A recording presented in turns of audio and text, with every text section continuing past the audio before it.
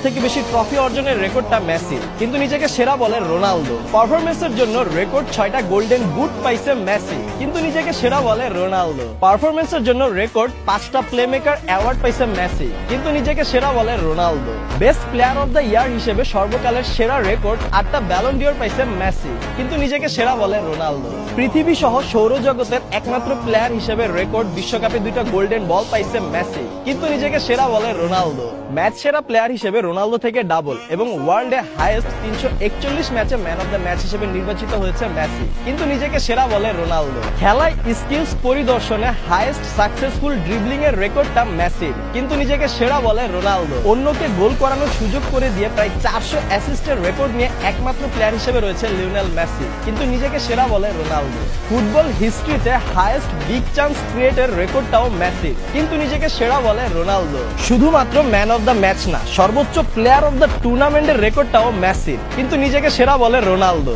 ডিবক্সের বাইর থেকে সর্বোচ্চ গোল করার রেকর্ডটাও মেসির, কিন্তু নিজেকে সেরা বলে রোনালদো। বিশ্বকাপের পর গত 3 বছরে মেসির পেনাল্টি গোল 3টা, কিন্তু রোনালদোর 70+। এছাড়াও সর্বোচ্চ পেনাল্টিতে গোল দেওয়ার প্লেয়ারও রোনালদো এবং সর্বোচ্চ পেনাল্টি মিস করা প্লেয়ারও রোনালদো, তাই হয়তো রোনালদো নিজেকে সেরা বলে। না, মেসি থেকে রোনালদোর 60টা গোল বেশি, তাই রোনালদো নিজেকে সেরা বলে, কিন্তু মেসি থেকে রোনালদো 160টা ম্যাচ বেশি খেলছে, সেটা ভুলে গেছে।